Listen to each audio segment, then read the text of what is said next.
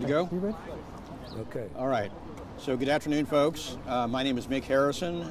I'm an attorney and litigation director for the Lawyers Committee for 9/11 Inquiry.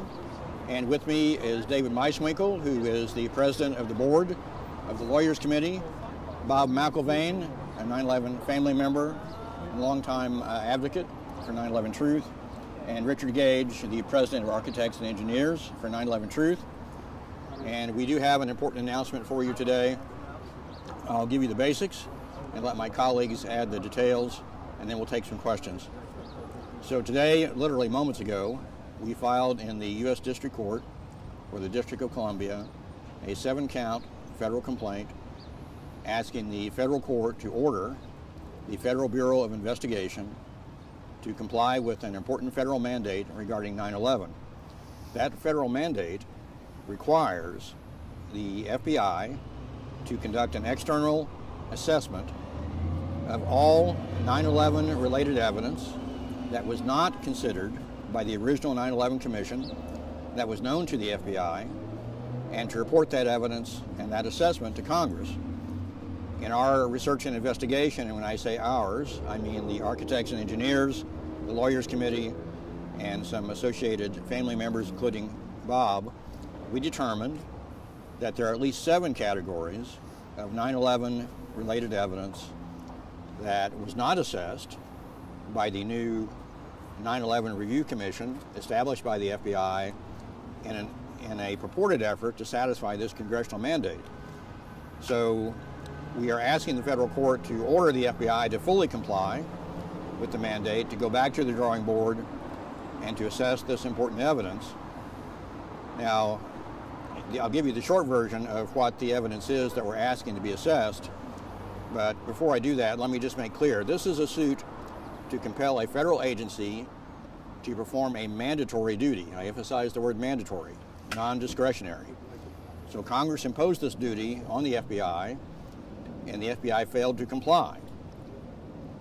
So this lawsuit is ordering compliance, and the 7 categories of evidence that we're focused on in this complaint, the first and the most extensive is the evidence of the controlled demolition of 3 World Trade Center towers on 9/11, the Twin Towers in Building 7, and you'll hear from Mr. Gage here in a minute about more details of that evidence. The short version is, notwithstanding a decade of very public discussion of this evidence developed by I don't know how many chemists, physicists, architects, engineers, the FBI and its 2015 Review Commission completely ignored that evidence. You won't even see it mentioned in their 2015 report. Now remember what Congress required them to do: assess any evidence related to 9/11 and the attacks known to the FBI that was not assessed by the original commission. Now if you go back to 2004 and the Hamilton-Keene Commission, you won't see any discussion of controlled demolition in that report. You also don't see it in the new 2015 Commission's report, which means that the FBI failed to comply with its mandate. Now you might be wondering, how can we prove that the FBI knew of the controlled demolition evidence? And the short answer is, apart from the fact that Mr. Gage has been broadcasting it worldwide for about 10 to 15 years, 12 years, we actually have 2 documents which show that the FBI was informed of Richard Gage and his colleagues' work. One of them, the FBI actually says, you know, it's very thorough work, and we're going to look at it. So that's the short version. Now, we're also talking about other evidence that was ignored by the new commission. In addition to the demolition evidence, some of you know that on 9/11, several individuals were arrested because they were observed celebrating the attacks on the Trade Center. And these folks, who self-identified as Israelis, were held in custody.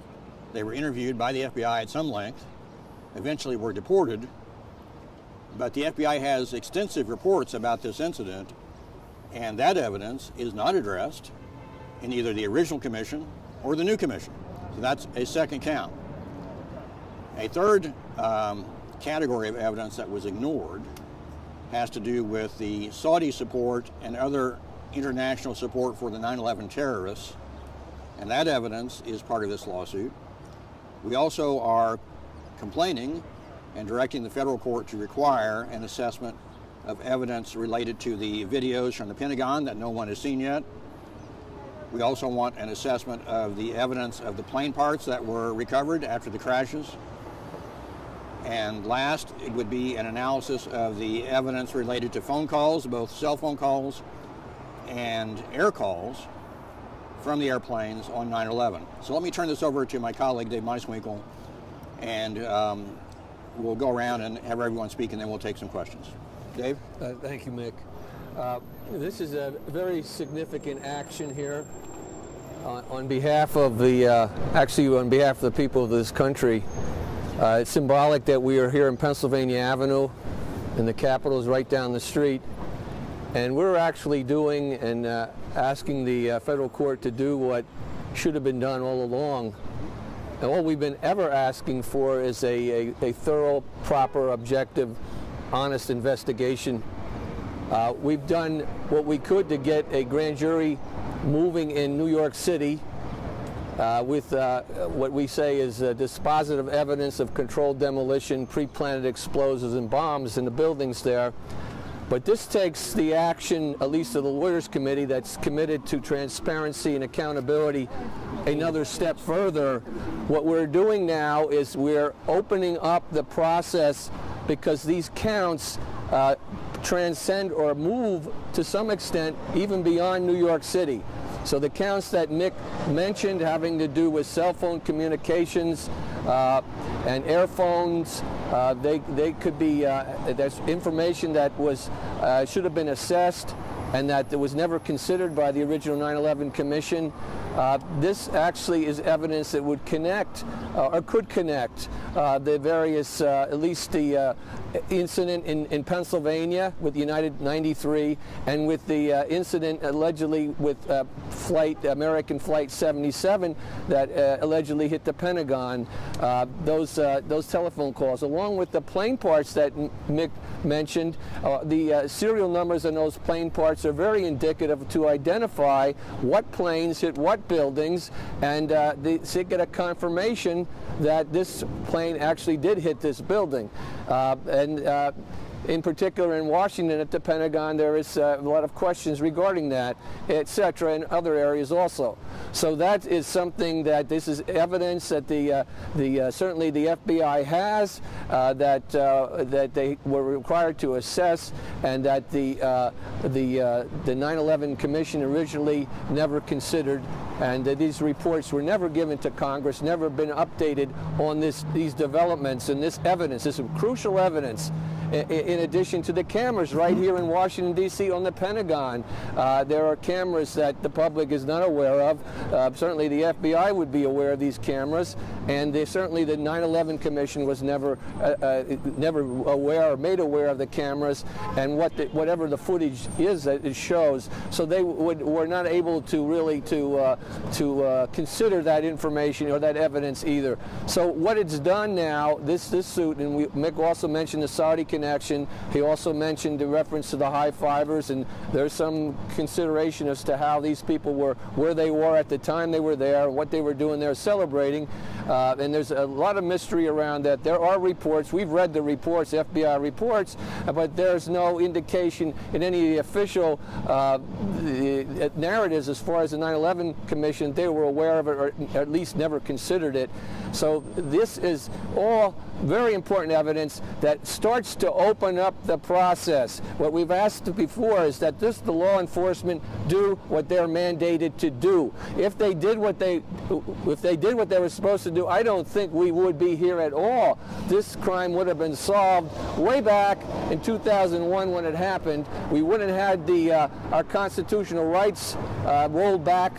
We want to have an incipient police state at our door knocking, and that's why it's really important to address these crimes. Americans' heart and soul was lost that day. The country's Constitution was hijacked that day, and what we want to do is get the Constitution working like it's supposed to, allow the Bill of Rights to do what it's supposed to do, and that's protect us, and to protect us against government. We're asking government to do their job. And as Mick said, this is a declaratory and injunctive relief we're asking for. It's just to say, Judge, tell these agencies to do their job, their duty.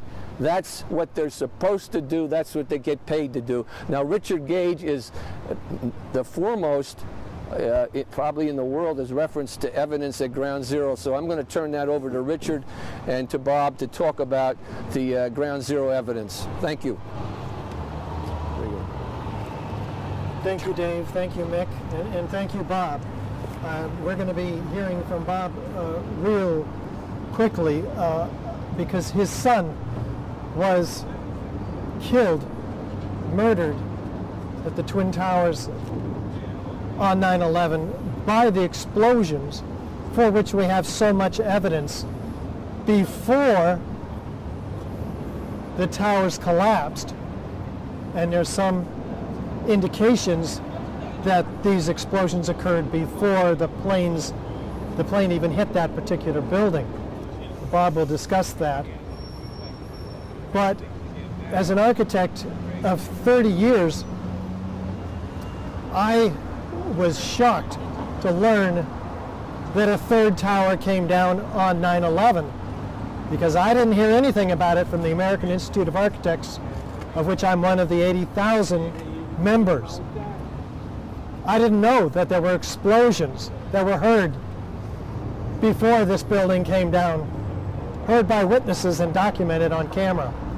Documented on camera, which the FBI saw and acknowledged in this letter that they wrote Harold Save in Florida, because he had the insight to submit that first documentary of ours called 9/11 Blueprint for Truth, in which we documented all of this evidence.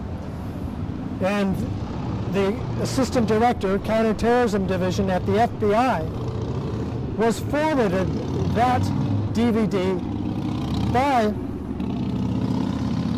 Mueller, the Director of the FBI at the time.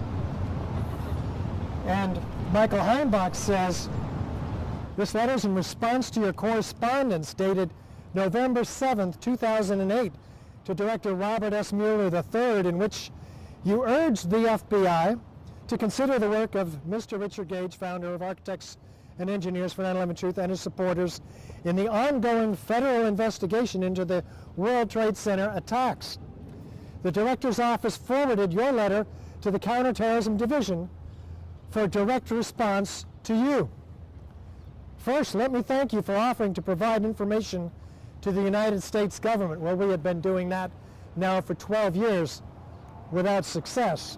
So we're seizing the opportunity to take legal action against the FBI. Back to the letter. First, let me thank you for offering to provide this information. The FBI receives this information the FBI receives from concerned individuals is critical to its mission of protecting the U.S. and its citizens against terrorism. So they're acknowledging that this is critical information in writing. As with all cases, the FBI will continue to examine the 9/11 investigation from every angle as new evidence develops, utilizing all leads available. Mr. Gage presents an interesting theory, representing facts, by the way, but they like to call these theories. But he goes on, backed by thorough research and analysis. So they've already done the assessment, which was not reported to the 9/11 Review Commission. So all we want them to do is report that assessment in more detail as mandated by Congress. Backed by thorough research and analysis, the case agents in charge of the investigation will undoubtedly review all relevant information before making an unbiased decision. So this is what we're expecting them to do, what Congress mandated and what they've actually agreed in writing to do. Now, what did that evidence include? It included the third skyscraper to collapse on 9/11, a 47-story skyscraper that drops like a rock at free fall acceleration, as fast as a bowling ball falling down from the sky after witnesses hear explosions. The aftermath reveals the evidence of thermite incendiaries, pools of molten iron.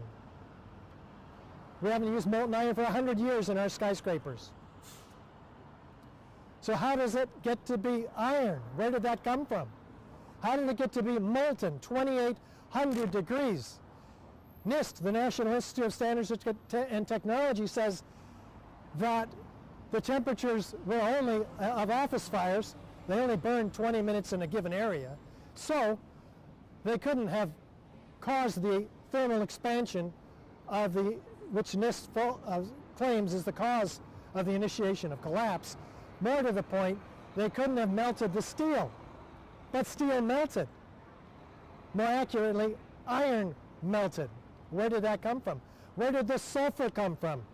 That FEMA, in their Appendix C of their May 2002 report, says hot sulfur corrosion attack on the steel of World Trade Center 7 and the Twin Towers.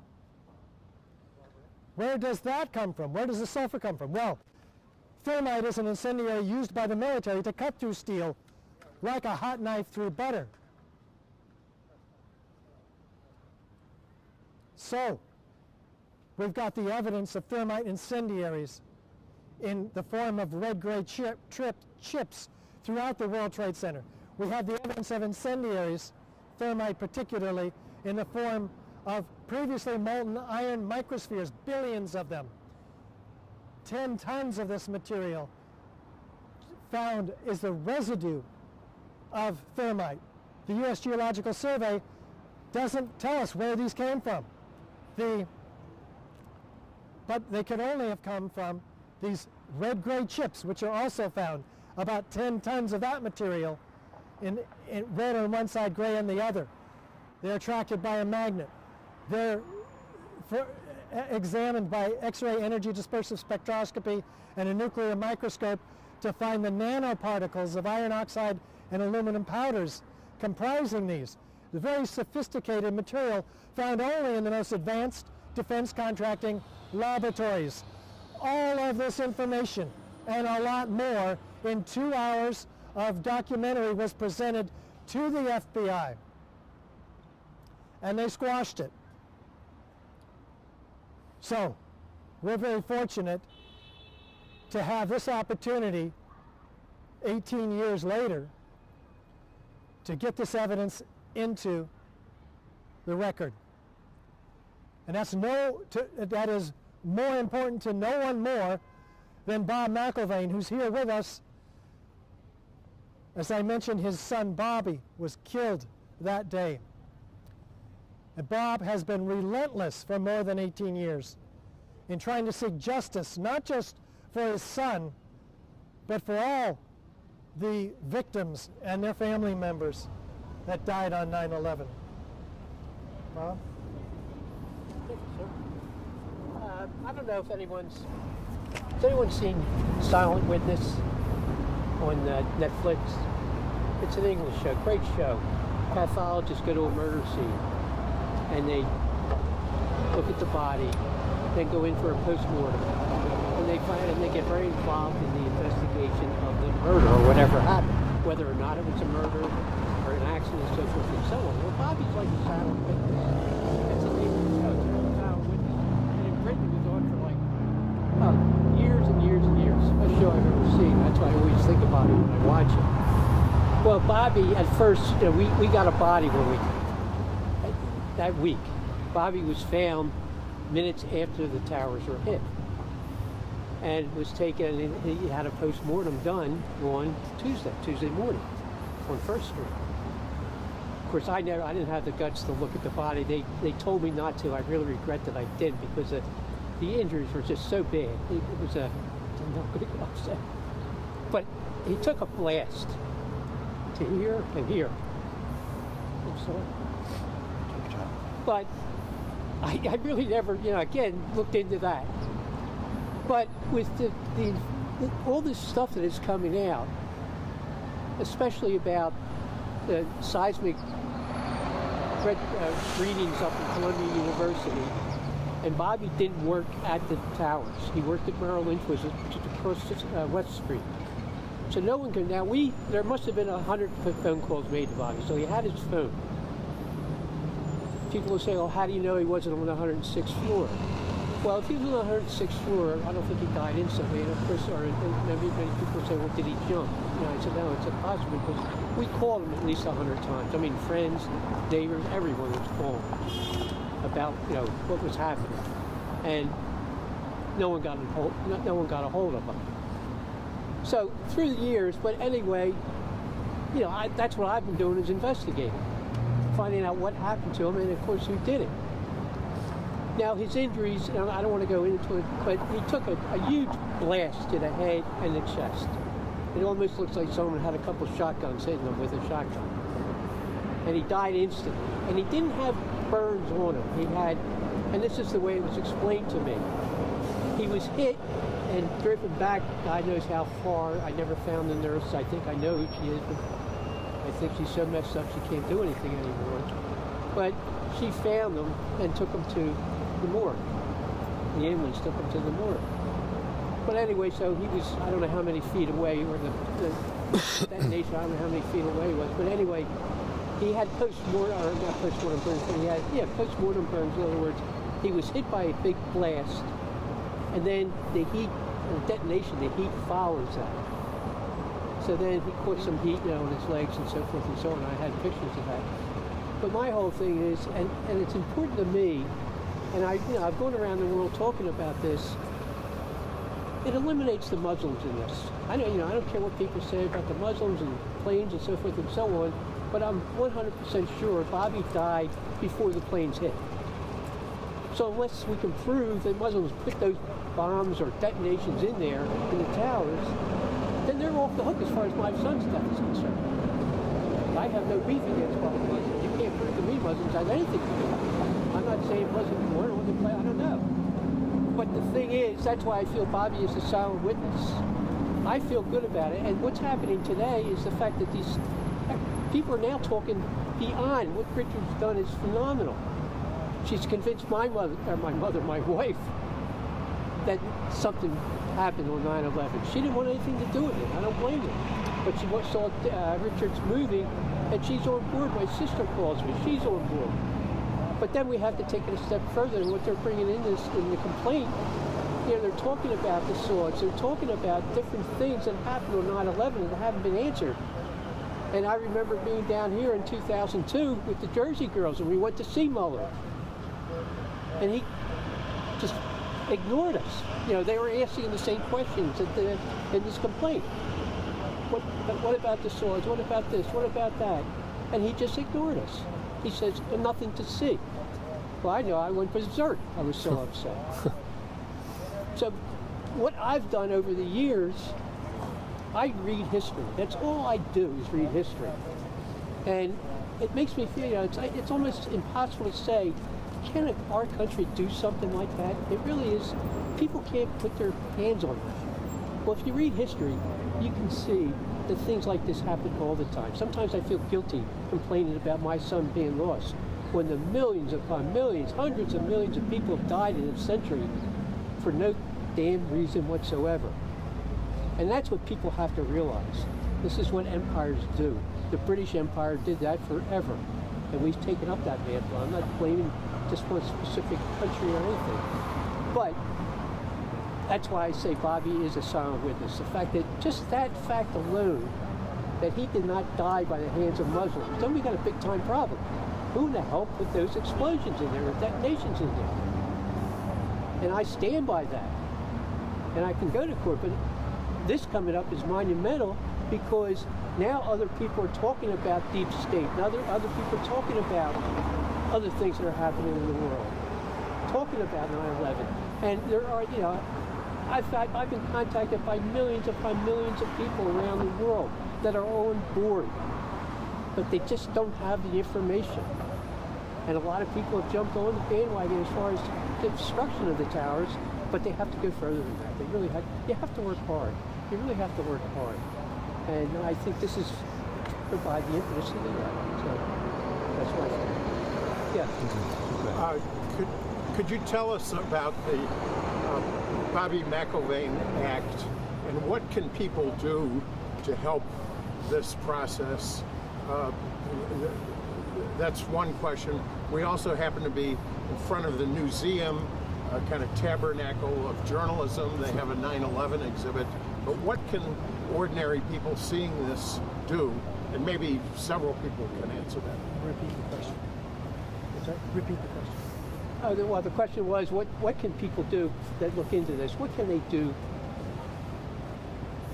to bring this out into the public, to bring it out amongst their friends, to bring it out in the newspapers? I don't know. I have had people that have tried this, and they've quit. All the 9/11 family members, how many are out there now? They've been trying. What about the Jersey girls? You could have tried harder than them to bring this to fruition. And then they just got blasted. Ann Coulter just crucified them on TV. So calling your congressman is a very important thing. And if you get millions of congressmen gets millions and millions of calls, but they're afraid to touch this with a 10-foot pole. So I think reading, become informed about what happened. Really, I think that's the most important thing, because then you can talk to someone about it. But other than that, it's very difficult. You know, you can jump on the architects and engineers, but then that will, you know, that's a good start for them. And regarding the Bobby McIlvaine Act, here is draft legislation which Bob McIlvaine sponsored for us in many ways to bring to Congress legislation that forces an investigation into the destruction of all 3 World Trade Center skyscrapers on 9/11. So we have now taken this act and the petition signed by 3,000 architects and engineers.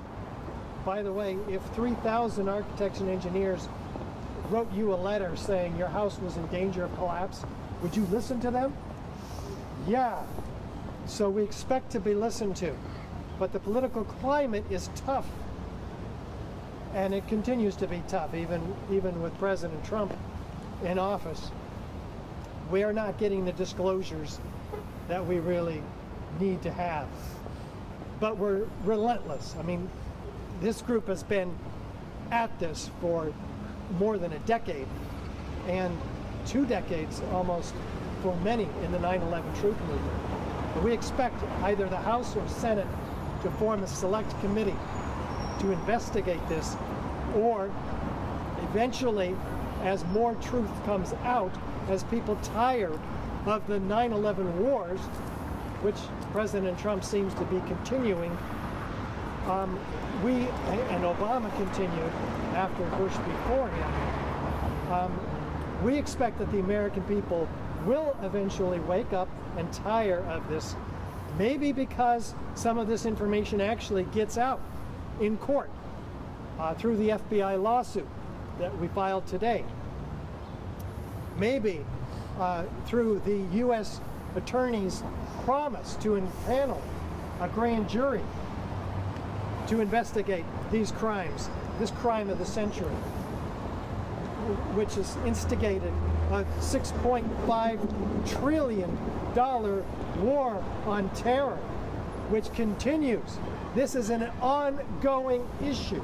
It's not a historical, obsolete piece of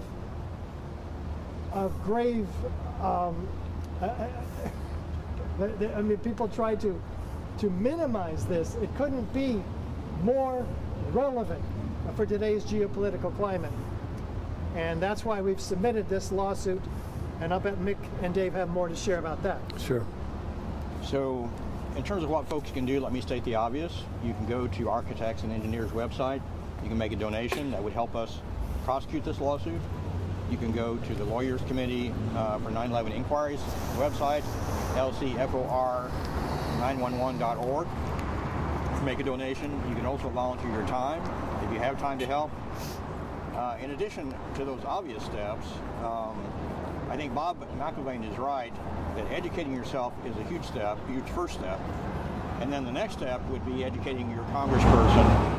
And let me point out what may not be obvious here is this lawsuit is basically doing Congress's work for them. Keep in mind, what we're suing on here is a congressional mandate to the FBI. We're forcing the FBI to do what Congress told them to do. So we're helping Congress achieve the goal that Congress laid out, which is assessment of all the 9/11 evidence. Now, when Richard says it's still relevant, you know, Congress considers it still relevant. Keep in mind, this new mandate was 2014. Okay, that was 13 years after 9/11, and Congress wanted to know from its FBI the current assessment of all the new evidence. And they didn't get that from their FBI. And that's why we're suing, to make sure that Congress is informed of this new evidence, gets the assessment of the FBI and its external commission on that new evidence, and report it to Congress. And when they report it to Congress, we're going to get it. So this is basically a right to know suit. It's not about trying to prove one theory or another about what happened on 9/11. It's about informing all of us and the Congress on all the evidence available so we can all make up our own minds and then decide what to do. Dave? In my life, I've taken the oath 3 times, basically to protect and defend the Constitution. I did that as a soldier, United States Army. I did it as a policeman, and I did it as an attorney. Now, I speak right here as just myself. I don't want to say this is what the Lawyers Committee would say, but this is what I say, at least in my assessment, is that there has been, since 9/11, a dumbing down intentionally by the media, the Americans' perspectives. And thank God for alternative media that have kept the truth alive and have left investigative journalism as something that is a true vocation and an honorable occupation. That presently, as Mick said, and as Richard said, and as Bob said, education is very important. Is how you educate yourself.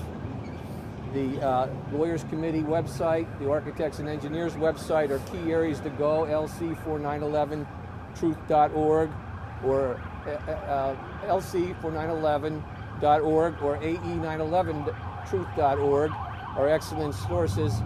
But there's a realization too, in sort of esoteric sciences, they talk about your third eye. That's in the middle of your forehead. That sort of could be being calcified with the junk media that we receive. We have to clear out that third eye. That's our eye that allows us to dream, to have visions, to have insights, to step it beyond where we are and to get out of this muck and mire. So it needs a real assessment of what we are as an American, where we're going, the direction, and 9/11 is the focal point where things really started getting bad. So we have to go back, find out what happened there, prosecute the people that were responsible, reclaim our Constitution and Bill of Rights, and be the Americans that we all envision ourselves to be and should be, and don't let anyone change that, any political party, any lobby, any interest, special interest, but let's all be American and love our freedom, and let's be honorable to our neighbors in the world, and truly be that beacon of light that the world craves and is disappointed the United States is not doing what we all believe it should be doing. Let's step out, and this is an action to do that. We're stepping out. There's more actions to come, but this is a very important opportunity now to get the courts to order the Federal Bureau of Investigation to do what they're supposed to do. Thank you very much. This building, the museum, is where 5 years ago there was an anniversary of the 9/11 Commission meeting right upstairs, and most of their focus was on defense contracts and improved security. They rented the building, but what significance do you place that you're in front of the museum of the news industry that hosted this 9/11 meeting 5 years ago? I believe they rented the space, but it was still right here. Well, let me add my thoughts and I'll pass it around for folks. The immediate thought for me is that and this is true for the 9/11 Review Commission too, what they focused on in their report wasn't the new evidence that would help us really understand what happened on 9/11, who was responsible, and why.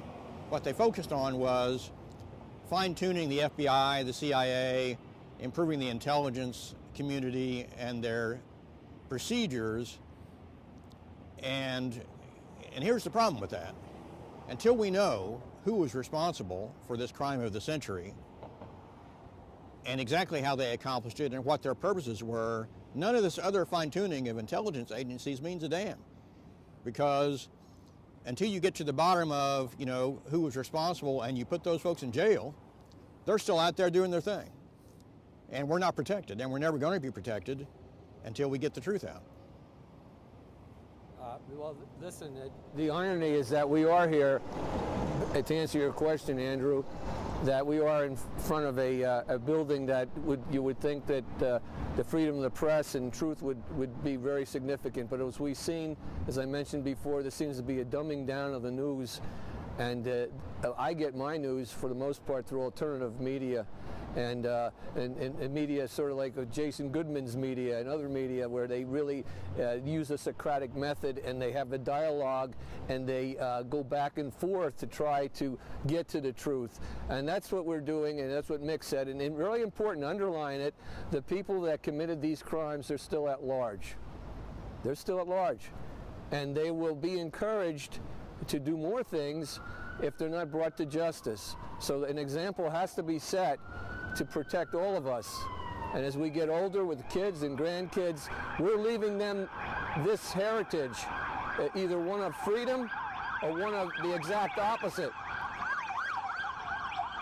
So I would say that the truth is what we're after, and here in front of this building, unfortunately, that's not their primary mission, is to give us the truth. And that's what our lawsuit is all about. Well, I made, I'd say, 99% of the 9/11 Commission hearings, and it was a disgrace, and they're all a disgrace. Yet they admit it. They admitted that it was a sham. They didn't have the opportunity to do what they're going to do. But then to have these commissioners here, they're cowards. I mean, they came out. Hamilton came out and said it was a sham. Max Cleland, it was just, people would leave there so angry. You talk to the press and you try to be civil, but sometimes it's so difficult to be civil because they were just stalling. There was no, just everyone was lying. I hate to get back to Mueller, but he come up there, he stands up there and lies. Everybody was lying. There was no subpoenas. The main thing is you got 5 minutes to interview a witness, and that's all they would get. You can't go anywhere with that 5 minutes. So for these people to be here talking about the defense industry spending more money, they sold out, and they, maybe some of them were trying to do their job. I know Max Cleland was, Curry, I think he was, but they didn't have a chance. I would do an interview. I would lose my temper beyond imagination. But finally, it was amazing how suddenly all the news people were over with you, because I was just so ticked off, and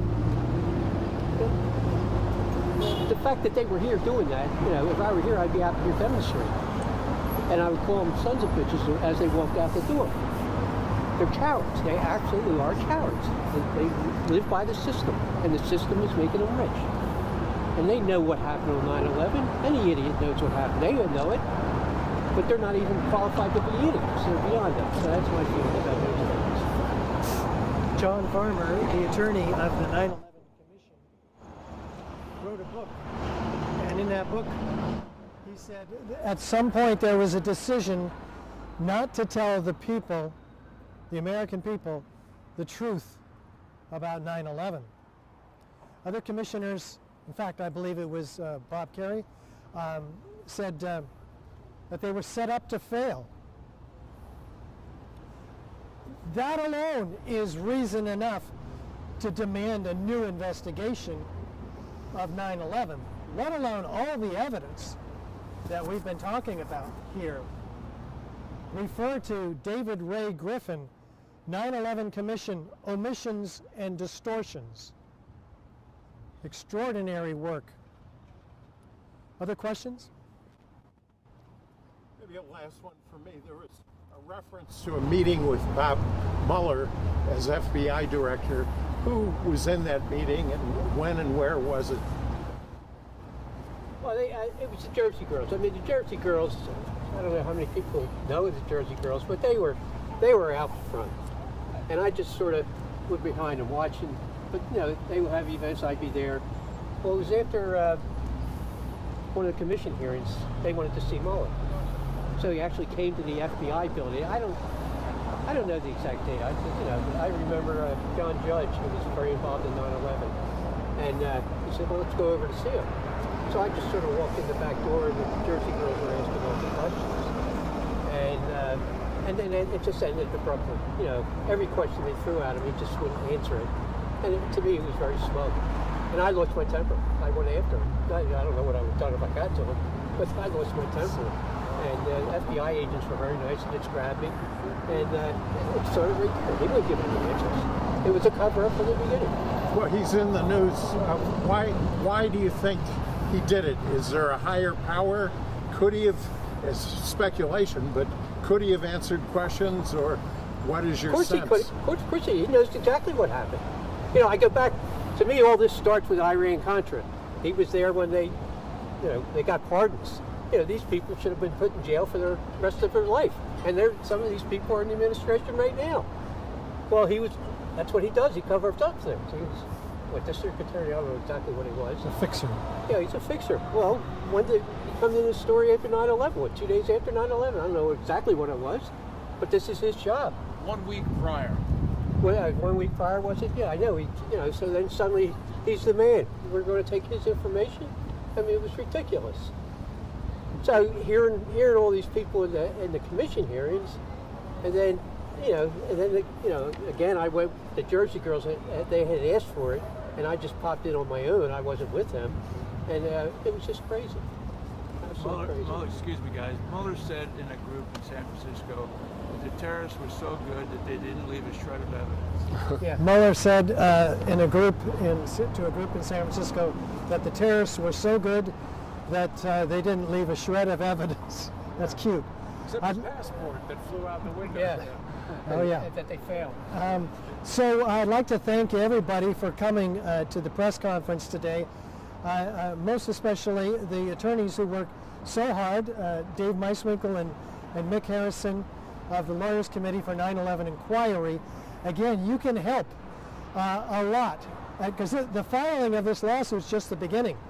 They put a lot of work into this without being reimbursed.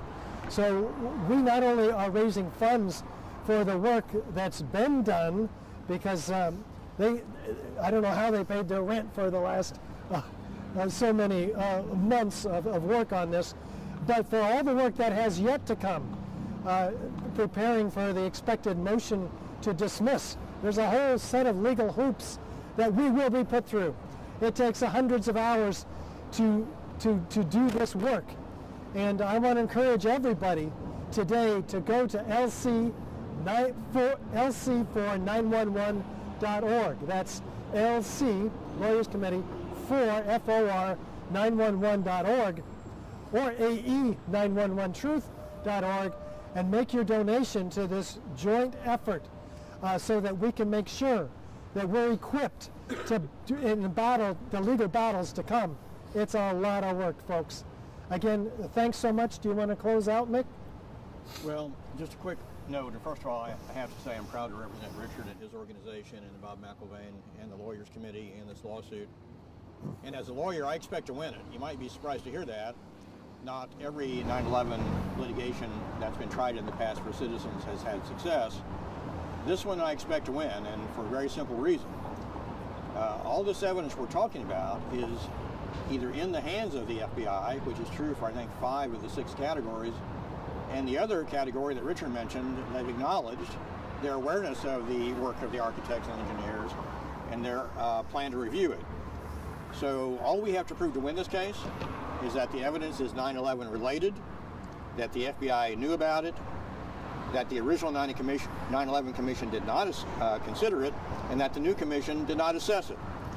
And I can tell you, if you read our complaint, black and white, on all 4 of those points for all 7 of these counts, we should win each one of these. So this is not a symbolic action. We expect to win it. We expect it to result in a new assessment of evidence to be given to Congress, and by doing that, we expect the American public to be better informed. So I appreciate your attention. Dave, do you have a close? Just, yeah. Vic, where can people find that complaint? The complaint will be posted on the Lawyers Committee's website. AE may post it, I don't know. If you have trouble finding it, contact me and I'll get it to you. But it should be on our website. This is an important step, and it's not going to be our last step.